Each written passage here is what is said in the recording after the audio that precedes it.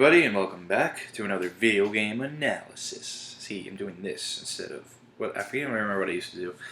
I'm just accepting now that I'm really bad at opening these videos. So anyway, I'm wearing the Luigi hat because I wore the Mario hat quite a bit. We're talking about silent protagonists. And I hear the argument of people not liking silent protagonists that much. There's always people wanting more voice acting in many video games, and I definitely see that argument, and I see that working a lot. Because when it comes to characters you play as, you would want to learn about who they are, or how they grow as a character within the game, and it makes you more involved with that character. And I can make a lot of examples. Like Jack from Jak and Daxter. In the first game, he was a silent protagonist, and like many games, they made fun of that. They were poking fun of the fact that he didn't speak. And honestly, like when I played the first Jak and Daxter, I thought to myself, or at least when Jak and Daxter came out, I thought to myself, seems like some sort of Link clone thing. But then the second one, I think they made a really good decision, Naughty Dog, where they revamped him to be a little more darker and gave him a voice, and it worked for there, but the silent protagonists, most of the time they will begin in the 8-bit era, and they just keep it going for tradition's sake. But I see more to it than that, and that's something I want to explore a little more, because there are advantages of having a silent protagonist, and it can really add to the game. And I think it's something worth talking about. Like with the Mario hat, I wanted to use Super Mario Brothers here, but Mario's a referee here, so that's good. You use Super Mario Bros. For everything, but I have been using it for a lot of videos. So here's Lil Mac to make the same point. One part of the silent protagonist I think that can be pretty strong is the idea of just putting yourself in the game, not necessarily having to know the character's name itself. Like Super Mario Brothers, it's in the name. The name's on the top left corner of the screen. But Lil Mac, the only reason people probably know his name today is because of Smash Brothers. You don't need to know Lil Mac's name, and you never did. But, they did say Doc Lewis, yeah, he does say his name in between, but either then, how many people skip through those lines, even though they're really funny if you take a look. Either way. And besides, Max can be just like nickname, But either way, Little Mac was an arcade game, and he was just a wireframe you can see through, so in that regards, it's like, do you really need this character to be anything special? No, but you can see him as the underdog, someone you can relate to. It's all about filling images in your head. When you see a character, if they don't speak, you fill your head with these images. And what I find amazing about the silent protagonist is I find it can only work in video games. And that's because of the interaction.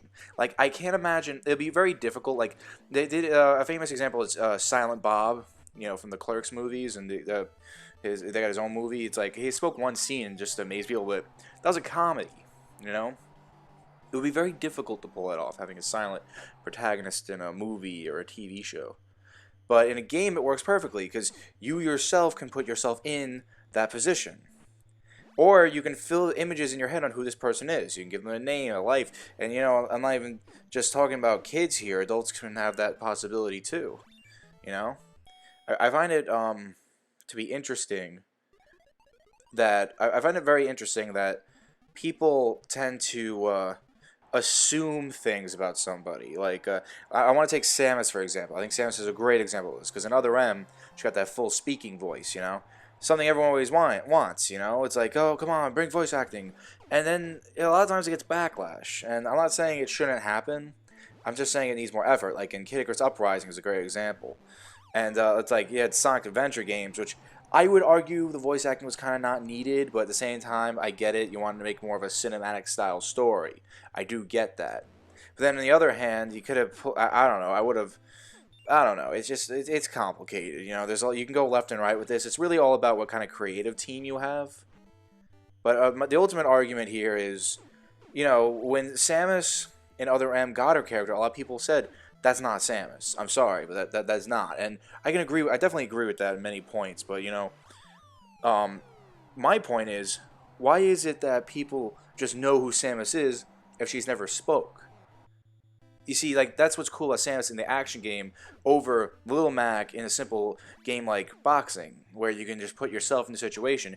In Samus' situation, you really can't. You can't relate to that short guy like Lil Mac who's trying to be a champ. But you can relate to the actions. Not relate, but admire the actions Samus does. even if she is a bounty hunter, you find her to be everyone says, oh, she's tough, she's cool, and that's my point. You're putting images in your head on who this person is. So yeah, call me a fanboy all you want, but a lot of people complain that Mario doesn't have a personality, and I can definitely see that. So again, I can definitely see that argument. I can definitely agree with it, but I want to just push the images in your head argument a little more, where I don't see that. I don't.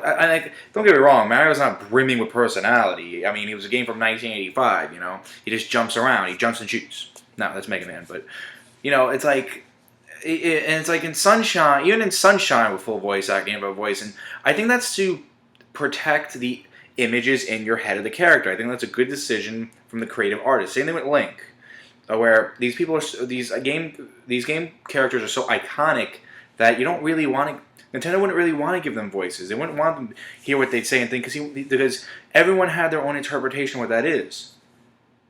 And personally, everyone's gonna kill me for this, but I do think it is better that The Legend of Zelda doesn't have voice acting to an extent, because the thing is, it's like every person. If I put a line of text on this screen, and I expect people to emote it, whether you're an actor or not, everyone's gonna have a different way of interpreting it. Maybe there'll be like one general thing, like anger or sadness or something, but ultimately everyone will have a different way of interpreting what people say and how they think or how they react. Like, that's what's so great about Link. It's like in the 3D games especially, because like people are telling things, we just wonder, I wonder what he's thinking, and it's like you just builds that character. Like, who is this person? They don't speak, and I mean, it can help interaction, yeah, but it depends on how big the game is. But at the same time, I can also respect a character's iconicity to want to be protected in your mind.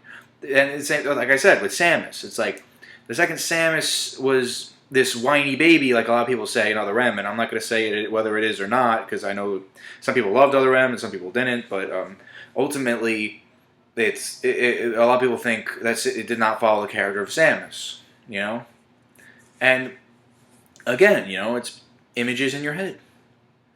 So yeah, let's look a little more into the silent protagonist, because I don't have a good cute segue for this one. What? Me talking about Earthbound? I never do that. Now, I have to put a lot of credit to Ness as a silent protagonist, because not only in the goofy atmosphere of Earthbound do they make fun of that, like moments where, oh, you can only say yes or no, huh, or Joy, you're the silent type, which happens a lot in games. Like even again in Jak and Daxter 1, they did that a little bit, but there was this great scene I want to bring to people's attention with Ness, um, where they were all in the deep darkness, and they're about to get to one of the last sanctuaries, and all of a sudden there's this text scrolling along the wall where Ness can see his thoughts, and I thought that was brilliant, because Ness is someone that a lot of the fans of the series love, because and like with Lucas, it was a different story because they're a lot more descriptive. Like this game took the more cinematic. This series took the more cinematic route thing in Mother 3. But here in Earthbound, Ness was interesting in the regards that he was so young and it was expected to do so much. It's a classic Chosen One story, but like when I saw that text of Nex's thoughts, I'm like, wow, that's a cool scene that really makes you feel something, because here's Ness, this boy that just keeps it silent and travels with his friends, just trying to be a genuinely good person. And I didn't explain enough about Mario. See, when I see Mario, to me, though, this is just a personal thing with me. It's like, I noticed that a lot of critics and a lot of people in general think that someone doesn't have a personality if they're just good. And I agree, people do have flaws, and people should have flaws. And it's rare when you see flaws in Mario. But, at the same time, and this is probably because I played a lot of games with Mario in it, I've seen moments like the famous Mario Tennis thing where Mario's pushing around Luigi when he wins his trophy and whatnot. And then there was the comic books, and then the Mario and Luigi RPG. The Mario and Luigi RPG series does a great job giving more personality to the Mario Brothers. But You know, like when I see Mario, I see a no nonsense kind of guy. You know, whenever you're in Galaxy or whatever, anything where they see Bowser, Mario is ready. You know, he's ready to fight. He jumps into the situation no matter how dangerous to save the day. And again, like I have to stress, just because someone's good, this is just me. Just because someone's good and wants to do good, like legitimately with nothing asks in return, doesn't mean that it's bad character. It makes them a or a boring character.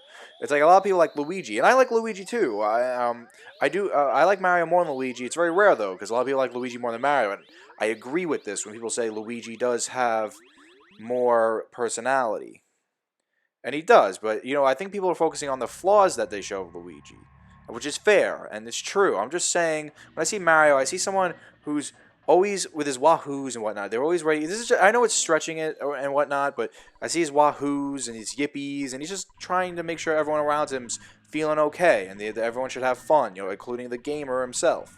And even this game references the fact that they knows it's a video game in Earthbound. It asks you for your own name in this game to thank you in the credits, but also it serves a purpose in the story slightly. But you know, it's like they want you to be aware that Ness is a character you want to watch grow, even though he is a silent protagonist. And they didn't have to do that. They could have given him some speaking lines, but they didn't want to, you know? And ultimately, I think it's a good move, you know, because I think a lot of characters, main protagonists, and I'm sure the game developers probably thinking of because you know they want to put you in their place, but more about that is I think they want you to wonder, especially in an RPG, what this character is thinking and how they're interpreting what's going on, and then you feel yourself how you would feel if you were interpreting the situation, how you would feel if you were put in that situation. I think it makes it stronger, and in Ness's case, I think that the game does that really well, and I think it's brilliant. I really do. Like silent protagonists aren't going to always work. I think that's something people should definitely recognize. But I think silent protagonists should be something that should be recognized in the gaming world, not just some cliche, even though it can be in many sorts. But something as a way to get gamers involved. That's the way I see it. And with Ness, you know, I see this boy going so far away from home, you know, just taking on responsibility and, you know, wanting to do good and saving the day. He has this innocence of a child, but he's so wise at the same time. I find that very interesting. I really do.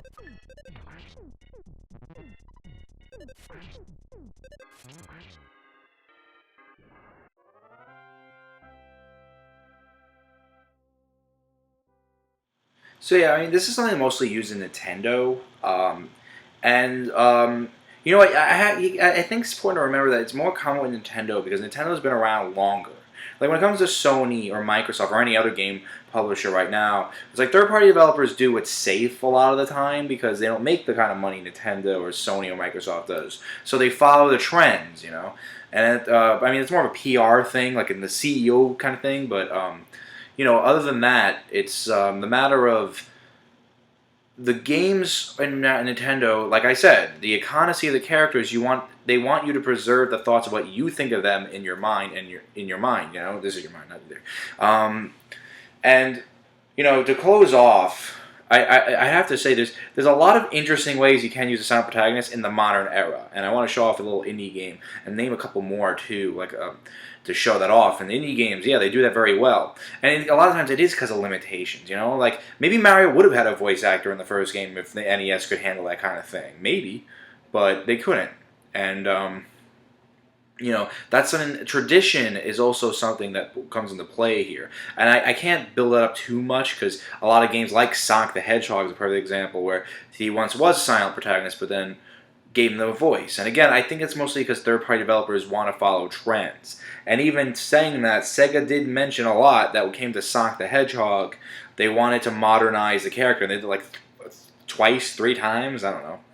But, you know, ultimately, there's a lot of ways you can use a silent protagonist, like they did with Ness, or like they did with Link, where Link's just reacting, you know. It's like, you're not great at time, you know, limitations. Like, he didn't really have much facial expression. It was very rare when he made real big emotional expression. And that is a good complaint. That is an honest, good complaint to make about the game. But, you know, I mean, like, With the 3DS remake, I think they did a lot better with that, and with more facial expression, more emotional expressions and reactions, I think it works a lot better that way because again, we're thinking about what is this person thinking, It's like, I want to understand the person I'm playing as. And, voice acting is always good. Making the person speak is always good, but it's not always necessary. But at the same time, it's hard to pull off. Like, that's something people should recognize. It's hard to pull off the silent protagonist. And again, it can be used in many ways. So yeah, I wanted to bring up a couple indie games, more modern titles who don't follow the trends because they don't have to. And again, I cannot say enough. I'm not denouncing what is popular right now. In fact, I encourage people to follow what's popular because if a lot of people enjoy it, chances are they'll enjoy it too. But my point is, I want to celebrate the silent protagonist. And here, I think they did. I let's played this game before, and I was showing people how to 100% the game with all the combos. And you know what? With the ending, that was my favorite thing to show off at this whole game. And I won't spoil it, but just know it's a huge reveal about the world that's getting built up in this game slowly through letters, just letters from people, letting you know what's going on in this world that's always snowing. And I think it's so brilliant. Like, there's this item in here, the camera, where for a split second you can see the camera, the face of the person who's using, that you're controlling, that's making the fire in this fireplace, the Little Inferno Fire Kit. And Tomorrow Corporation is making a new game. Very excited for that. Another game I was considering putting on here was Limbo. And what do these two people have in common with silent protagonists? They're not just being silent because they don't want to spend the money on voice actors. It's also, I mean, that's a thing, yeah, but it's also because they legitimately think the mystery behind the character, like, Limbo's all about mystery. I mean, come on, the guy's in a silhouette. But ultimately, there's also this matter of finding out in the end of this game. I ended up choosing this game only because of the ending, because you find out who you're playing as and what world they live in, and you're slowly learning about the world as you're burning things. You're doing something so simple and it's so effective, and I think it's so effective because of the mystery. It's like, because after a while you do wonder, is there somebody here? Because I'm reading all these letters and people know me and people want to get to know me, and there's letters from, and like the mailman talked to me, he just puts the letters in front of me and walks away because he knows I just want to stay by my warm fireplace. This is a game I could definitely recommend, and same thing with Limbo, which is coming out on the eShop soon. I'm very excited about that, and I love these games not because just they're fun, but also because they were interesting, and it was because of the mystery beneath it that this game took some chances some other people wouldn't. It's such a small, simple idea of burning things, but I love what they did with the protagonist in this game being silent, because he could have spoke, or he could have wrote down letters himself to talk to you, or it could have just been you, but no. The way, and again, I don't want to spoil the ending for people who are interested in playing, because it's so interesting, and I just can't say it enough. It's a very this is a story element using silent protagonists. I'm just making the point here that it's not always a lazy or a technical limitation thing to have a silent protagonist. It can be very effective. So yep, that's everything. Thanks for watching. Next time I want to look into Smash Brothers again. It's been a while. I want to see. So let's talk about Jigglypuff as a character. A lot of people in Smash 4, before Jigglypuff was announced, there's a lot of debate on whether or not she should come back. And I was obviously yes, because I am a big traditionalist, I will say. I do think the original 10 characters should always be in the series. But why is Jigglypuff in there? And we're going to talk about that. So yeah. If there's anything I missed, if there's anything I got wrong, if there's anything you'd like to add to the conversation, please do not hesitate to leave a comment. A like and a share will always help too, you know the drill. Thank you all so much for watching. I've been Billy, your video game analyzer. Have a good day, good night whenever you're watching this, and I'll see you next time.